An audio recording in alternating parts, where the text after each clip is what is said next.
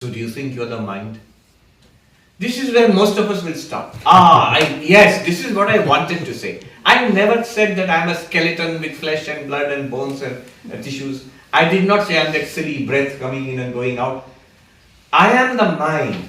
I am an embodied mind. And that's what most thinking persons, educated persons today will think about. I am a mind. I am the software in this hardware.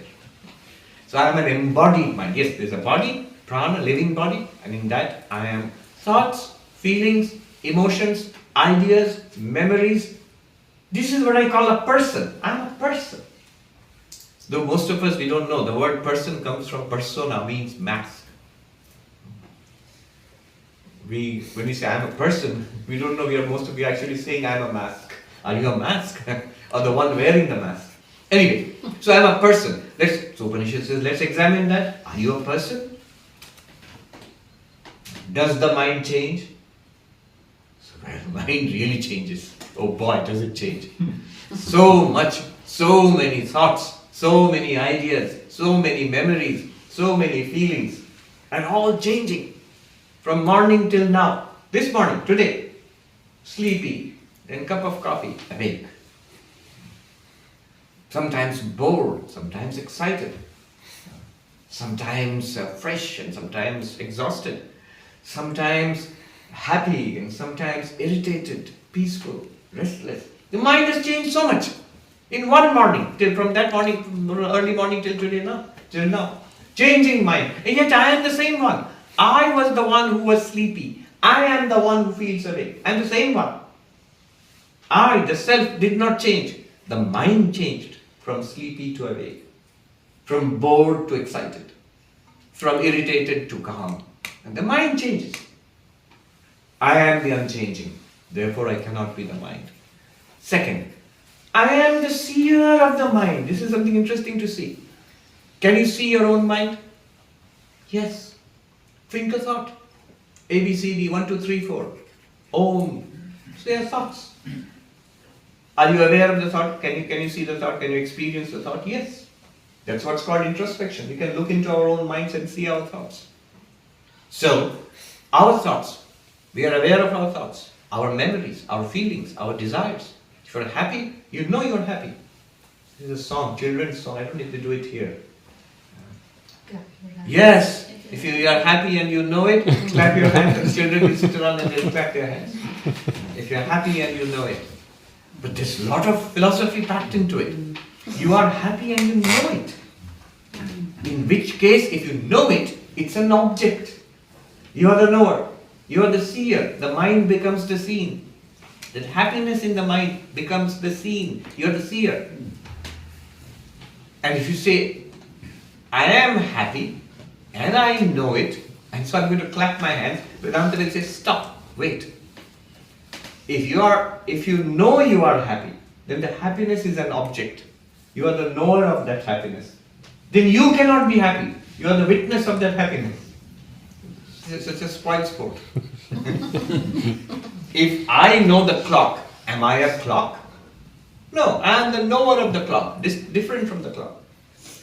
In the same logic, if I know the happiness in the mind, in the sense, do I feel it?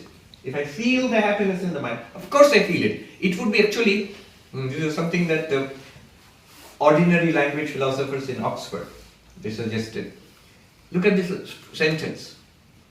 If I say, I am happy but I don't feel it, it's a meaningless statement. If you are happy, you must be feeling happy. They are two things of the same thing. If I feel it, if I know it, in that case, it's an object. I am the experiencer of the happiness in the mind. I am not happy. I am the experiencer. That's what I actually mean by happiness. So, the mind is known, seen. It's an object and you are the subject. You are the seer. It is the seen. Therefore, you are not the mind. The mind is there, but you are not it. This gap between the mind and yourself, it's a psychological gap, very powerful.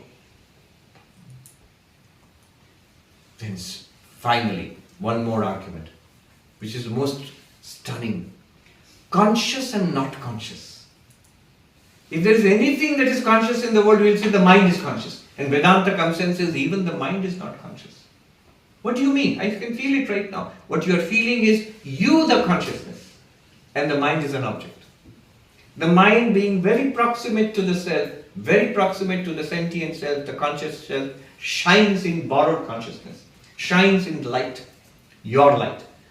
But you are conscious of the mind. And I can prove it to you right now.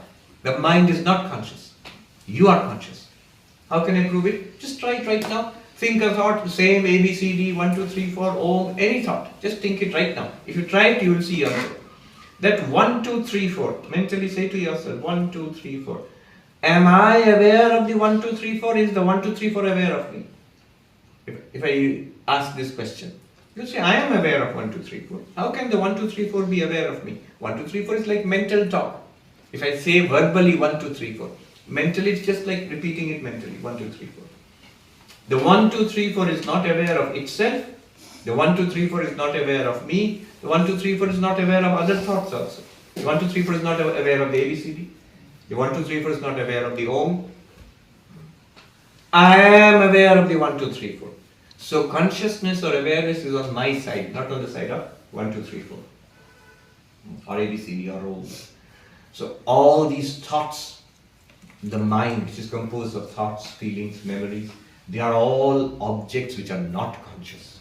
And I am conscious of them. Conscious and not conscious cannot be the same thing. Again, three arguments. Changing, unchanging. I, the unchanging, and the ever-changing mind cannot be literally to be the same thing. I, the knower of the mind, and the mind which is the known, I, the seer, and the mind which is the seen, cannot be the same thing. So I am not the mind. And finally, more subtle, I, the conscious being, the sentient being, the aware being, and the mind which is not conscious, it's an object of consciousness, cannot be the same thing. Therefore, I am not even the mind. Don't worry, mind is there, you're not mindless. But you are not the mind itself. Nowadays, all this tremendous, everybody's talking about AI now.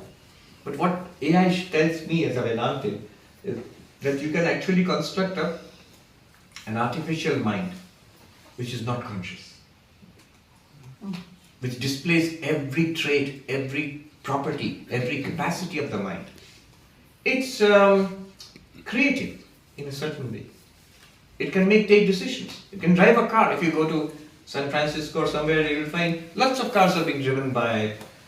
I asked a Pakistani cab driver in San Francisco, what do you think about these driverless cars?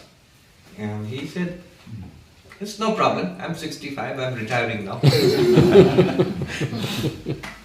See, other cab drivers have to worry about it. It can take decisions. It can drive a car. It's a complex activity. It has memory. You can hook it up to senses and so on and so forth. So it can have a mind. But as far as we know, till now, it's not conscious. So, mind and consciousness are not the same thing. You are conscious. The mind is not conscious. So you are not even the mind. A gap opens up between you and the mind. It's a great freedom to know that I am not the mind. The mind is there. Just like these objects are there, the mind is also there.